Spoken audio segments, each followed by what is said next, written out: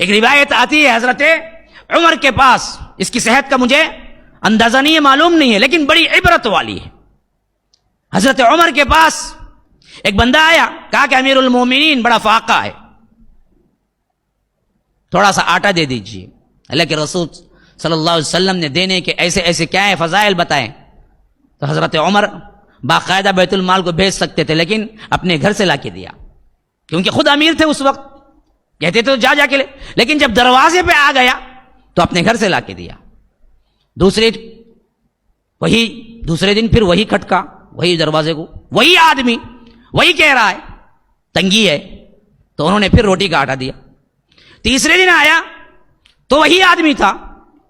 وہی چیز تھی، وہی پوچھ رہا تھا۔ اب تھوڑا سا جلال آ گیا حضرت عمر، کہا کہ جاؤ اللہ کا قرآن پڑھ۔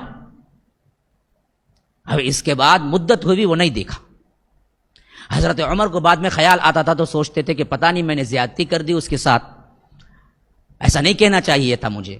پتہ نہیں کہیں کیا ہے وہ مغموم ہو کے دل برداشتہ ہو کے میرے دروازے پہ آنا چھوڑ دیا ہے۔ تو کہتے ہیں کہ اتفاقاً بہت دنوں بعد مارکیٹ میں ملاقات ہو گئی اس شخص سے، کوئی سامان خرید رہا تھا، تو حضرت عمر نے پہچان لیا، کہا کہ بھائی دیکھو غلطی ہو گئی، اس وقت ویسا نہیں بولنا چاہیے تھا مجھے، اس کے بعد تو تم نے شاید غصہ ہی کر لیا، آنا ہی چھوڑ دیا۔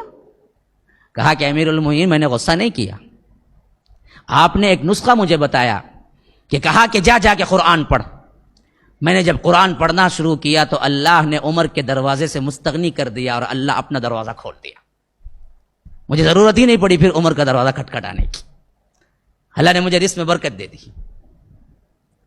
آپ نے غصے ہی میں کہا، لیکن میں نے وہ کام شروع کیا،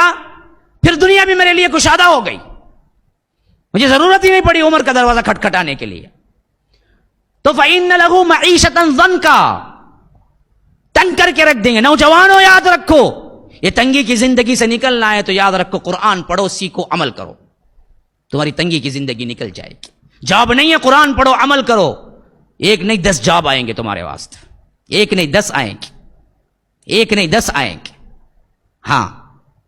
میں نے اڑیسہ گیا تھا، بالکل صحیح واقعہ، شاید سن رہا ہو بندہ ہو، 4-5 سال پہلے اڑیسہ گیا تھا، تو ایک میرا طالب علم جو یہاں پر آیا کرتا تھا 4-5 سال پہلے مرکز میں آیا کرتا تھا، میں نے ایک مرتبہ یہی مشورہ دیا کہ کیا جاب کے حساب سے جتنی تنگیاں چھوڑو، قوت بازو پر بھروسہ رکھو، اللہ کے دین کی طرف پلٹو اور خود کام کرنا شروع کرو، اللہ تعالیٰ بڑے تمہارے لیے کیا راہیں کھولے گا۔ اور وہ بندہ مجھے فلائٹ کی ٹکٹ ڈال کے اڑیسہ بلایا تھا کہ آپ یہاں پر بیان کر کے جائیں۔ جب میں پہلی ملاقات کو وہاں پہنچا تو کہا کہ مولوی صاحب آپ کی ایک بات ہی جو مجھے بدلنے پہ مجبور کی، اور آج جو میں 10,000 کی نوکری کے لیے ترسا کرتا تھا چنئی کے اندر، جس وقت میں آپ کے بیانات آ کے سنتا ہوں، آج میرے انڈر میں ہائی لیول، ہائی کوالٹی کے سب سے بہترین نیٹ ورکنگ سسٹم کے افراد میرے ماتحتی میں کام کرتے ہیں، اور میں ان سب کا ہیڈ ہوں، اور مجھے جو تنخواہ ہے وہ آپ تصور بھی نہیں کر سکتے۔ تنگی ایسے ہی نہیں آتی، یہ مہجوری قرآن ہے جس کی وجہ سے تنگی آئی۔ فَإِنَّ لَهُ مَعِيشَةً ضَنْكَا، ہم خود تنگ کر دیں گے تمہاری زندگی۔ وَنَحْشُرُهُ يَوْمَ الْقِيَامَةِ أَعْمَىٰ، قیامت کے دن اندھا اٹھائیں گے تمہیں، وہ کہے گا قَالَ رَبِّ لِمَ حَشَرْتَنِي أَعْمَىٰ، اے اللہ اندھا کیوں، میں تو کیا ہے بینا تھا، دنیا میں دیکھنے والا تھا، وَقَدْ كُنْتُ بَصِيرًا، اللہ کہے گا قَالَ كَذَلِكَ، یہ اس واسطے ہوا، أَتَتْكَ آيَاتُنَا فَنَسِيتَهَا، میری آیتیں تیرے سامنے آتی تھی تو بھلا رہا،